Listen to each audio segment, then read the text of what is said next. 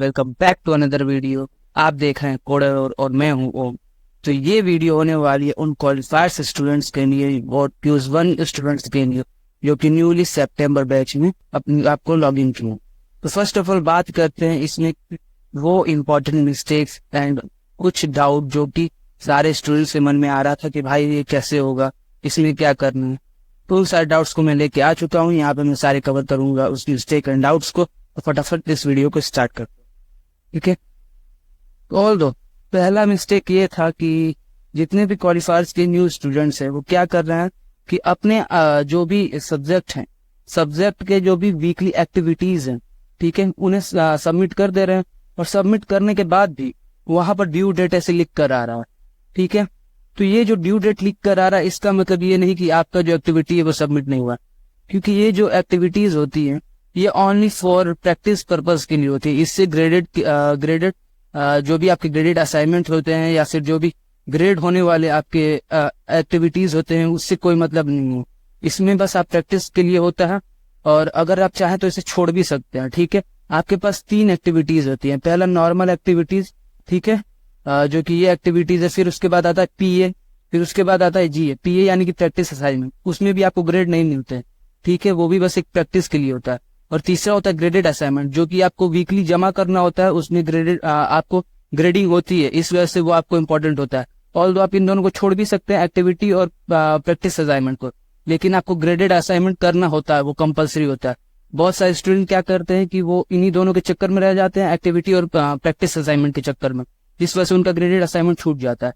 तो आप चाहें तो इसे छोड़ सकते हैं, ये सिर्फ प्रैक्टिस पर्पज के लिए होता है। या फिर आप इसे कर भी सकते हैं क्योंकि आपका थोड़ा बूस्ट होगा, आपको सारे लेक्चर्स को इम्प्लीमेंट करने में थोड़ा बूस्ट मिलेगा। या फिर आप इन्हें छोड़ सकते हैं, आप सीधे ग्रेडेड असाइनमेंट पर जा सकते हैं और कुछ नए क्वेश्चंस कर सकते हैं। तो ये हो गया पहला मिस्टेक जो कि सारे लोग करते हैं, जो भी न्यूली ज्वाइन होते हैं। उन्हें नहीं मालूम होता है कि भाई ये हमने सबमिट कर दिया फिर भी सबमिट नहीं हो रहा, तो ये सारे एक्टिविटीज में फंसे रहते हैं। उनका एक्टिविटीज उन्हें लगता है कि एक्टिविटीज उनका सबमिट नहीं हुआ। तो ये पहला मिस्टेक था, ठीक है। अब दूसरा मिस्टेक की बात करते हैं जो कि होता है हमारा डिस्कोर्स का। अगर आप न्यूली स्टूडेंट हैं, आपने नए नए बैच को ज्वाइन किया है, तो आप देख सकते हैं कि ये जो इस साइड वाला जो पोर्शन था यहाँ पे ब्लू लाइन वाला, उसके नीचे एक डिस्कस का होगा यहाँ पे, ठीक है। उसी डिस्कस में जाएंगे तो आपको एक डिस्कस का फॉर्म मिलेगा जो कि ऐसा दिखता है। उसमें आके आपको लॉग इन करना। अगर आपके पास स्टूडेंट ईमेल आईडी है तभी आप लॉग इन कर सकते हैं, वरना आप लॉग इन नहीं कर सकते। तो आप क्या करेंगे, सबसे पहले जाके लॉग इन करेंगे। इस पर लॉग इन करने से क्या होता है ना कि आपका जो भी डाउट होगा, आपको जो भी प्रॉब्लम्स आ रही हैं, चाहे वो क्या कहते हैं आपका नॉलेज बेस हो या फिर आपका कोई भी ऑपरेटिंग बेस हो कि आपका सिस्टम सही से नहीं चल रहा है, या फिर आपको एक्टिविटीज में कुछ दिक्कत आ रही है, वो सारी की सारी चीजें आप यहाँ पर जाके डिस्कस कर सकते हैं। तो जो भी न्यू स्टूडेंट है वो जाके यहाँ पे फटाफट लॉग इन कर ले, क्योंकि ये बहुत इंपॉर्टेंट होता है। ऑल्दो जितने भी न्यू स्टूडेंट होते हैं उन्हें ये मालूम नहीं होता है कि ये क्या है, इस वजह से वो यहाँ पे जाके लॉग इन नहीं करते और उनके डाउट्स रह जाते हैं। तो यहाँ पे जाके आप जरूर लॉग इन कर दीजिएगा। ऑल्दो आपके पास ऐसे कुछ ईमेल्स भी आ जाते हैं डिस्कोर्स के रिगार्डिंग, जिससे आप डायरेक्ट लॉग इन कर सकते हैं। तो अगर आपको ऐसा नहीं आया तो आप इस तरीके से जाकर डिस्कस वाले सेक्शन में जाकर अपने आप को लॉग इन कर सकते हैं, वरना आपके पास अगर ईमेल इसका आ चुका है तो आप डायरेक्ट लॉग इन कर सकते हैं।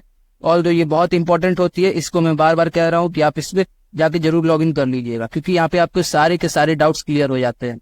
क्योंकि यहाँ पर जितने भी सीनियर्स होते हैं वो सब आपके डाउट सॉल्विंग के लिए ही होते हैं, चाहे वो जितनी भी आपकी लेक्चर रिगार्डिंग हो या फिर आपके टेक्निकल रिगार्डिंग हो, वो सारे के सारे डाउट्स यहाँ पे सॉल्व होते हैं। फिर तीसरा आपका ये है डाउट। ऑल्दो ये सारी चीजें थी जो कि मिस्टेक करते हैं बहुत लोग एक्टिविटीज के चक्कर में, और उनके डाउट सॉल्व नहीं हो पाते इसके चक्कर में। अब थोड़े डाउट्स देखते हैं, डाउट्स क्या कहते हैं। तो पहला डाउट था कि आप कौन सा सिस्टम को ले, यानी कौन से लैपटॉप को ले जो कि आपके लिए बेस्ट हो। तो वो आपको IITM की ऑफिशियल वेबसाइट पर मिल जाता है और बहुत लोग उसे ढूंढ नहीं पाते कि ये कहाँ है।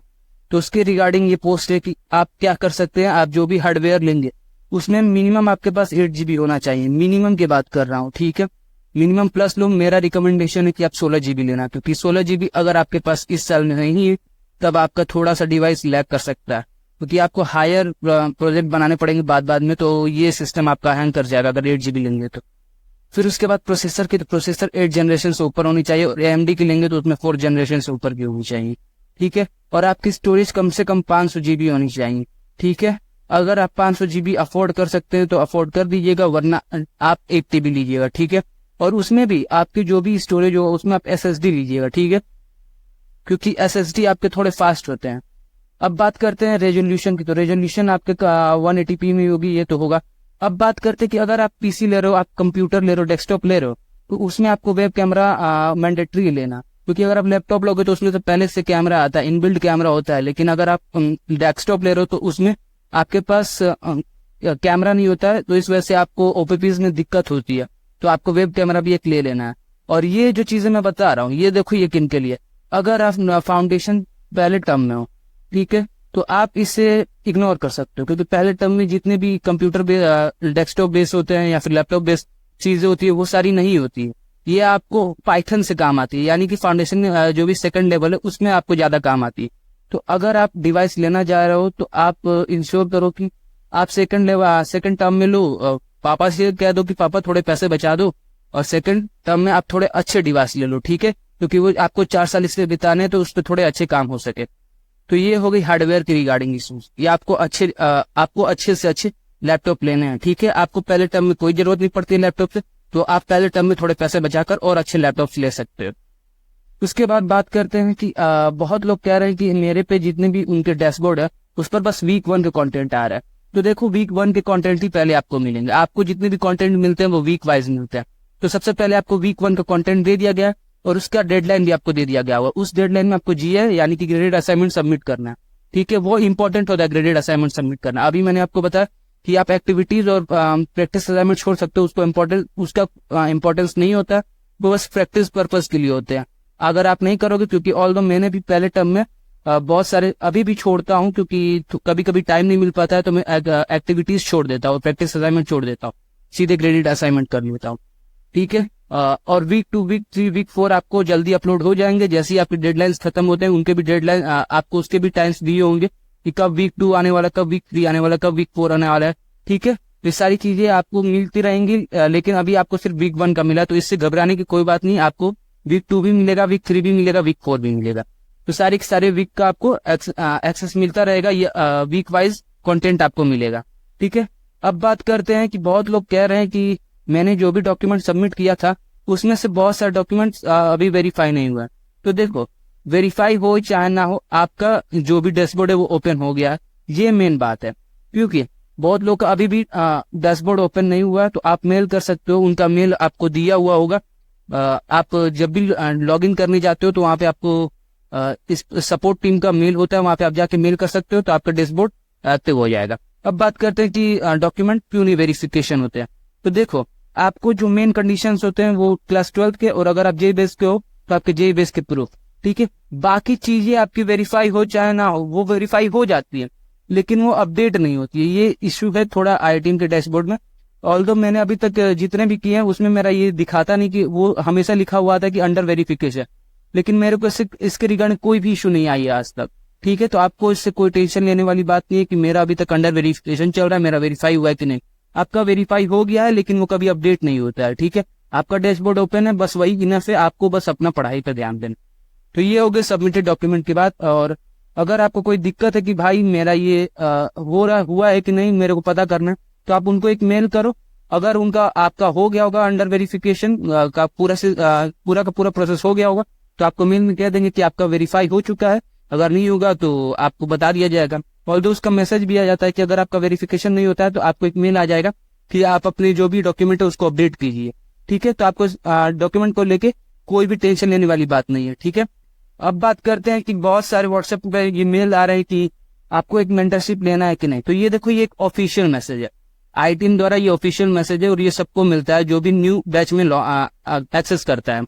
अब ये क्यों मिलता है? तो देखो, जो भी न्यू स्टूडेंट है उनको टीशिप के अलावा पर्सनल मेंटर चाहिए, यानी कि पर्सनल थोड़ा असिस्टिंग चाहिए। तो वो क्या कर सकते हैं, वो 2000 रुपए पर कोर्स के लिए, याद रखना पर कोर्स के लिए मैं बात कर रहा हूँ, वो पे कर सकते हैं। और मैक्सिमम आप 2 कोर्स के लिए पे करोगे, ठीक है। ये आपको कंडीशन है कि मैक्सिमम 2 कोर्स के लिए आप पे कर सकते हो। लेकिन इसमें एक और है कि आपको 1000 रुपीज रिफंड हो जाएगा। लेकिन कब रिफंड होगा? जब आपका 60% अटेंडेंस होगा उस मेंटरशिप जो भी सेशन होगा, उस सेशन में आप जो भी 60% तक अटेंडेंस करोगे अपना, तो तब जाके आपको 1000 रुपीज बैक हो जाएगा। यानी कि आपको 1000 रुपीज का कोर्स पढ़ने वाला है, आपको 2 कोर्स पढ़ेंगे यानी कि 2000 रुपीज के, लेकिन आपको पे करना है। और ये जो 1000 रुपीज होगा ना, ये आपको डायरेक्ट रिफंड नहीं मिलेगा, ये आपको स्टूडेंट के जो भी वॉलेट है उसमें आएगा, ठीक है। तो आपको जो भी 1000 रुपीज, आप ये मत सोचो कि आपके बैंक अकाउंट में आ जाएगा, ये आपको स्टूडेंट वॉलेट में आएगा।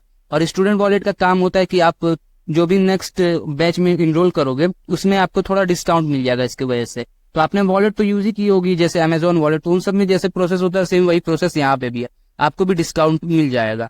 और ऑल दो अगर आपको मेंटरशिप करना है तो यहाँ पे आपको लिंक दे रखा है, आप यहाँ पे जाके कर सकते हो, या फिर आपको मैसेज भी आया होगा आपके ग्रुप में, तो आप वहां से जाके मेंटरशिप कर सकते हो। ऑल दो अगर आपको करना है तो करो, ये कोई मैंडेटरी चीज नहीं है कि आपको करना ही होता है, आपका मन है तो आप करो वरना मत करो, ठीक है। तो ये जितनी भी चीजें थी डाउट रिलेटेड और मिस्टेक्स रिलेटेड, ये भी चीजें मैंने आपको बता दी। और अगर आपको कुछ डाउट रह जाता है तो आप कमेंट बॉक्स में पूछ सकते हो, मैं वहां पे रिप्लाई दे दूंगा या फिर नेक्स्ट वीडियो में से कवर कर दूंगा। तो ये सारी वीडियोस हो चुकी हैं, आज के लिए इतना ही, मिलते हैं नेक्स्ट वीडियो में, बाय बाय। ऑल दो जितनी भी आपको सब्जेक्ट रिलेटेड, अगर फाउंडेशन लेवल की जितनी भी सब्जेक्ट है उनके रिलेटेड आपको वीडियोस देखनी है तो उसकी प्लेलिस्ट तैयार हो चुकी है, आप जाके देख सकते हैं। और वहां पे मैं बहुत जल्दी प्रैक्टिस के भी वीडियोस अपलोड करने वाला हूं, तो उसके लिए भी रेडी। तो मिलते हैं नेक्स्ट वीडियो में, बाय बाय।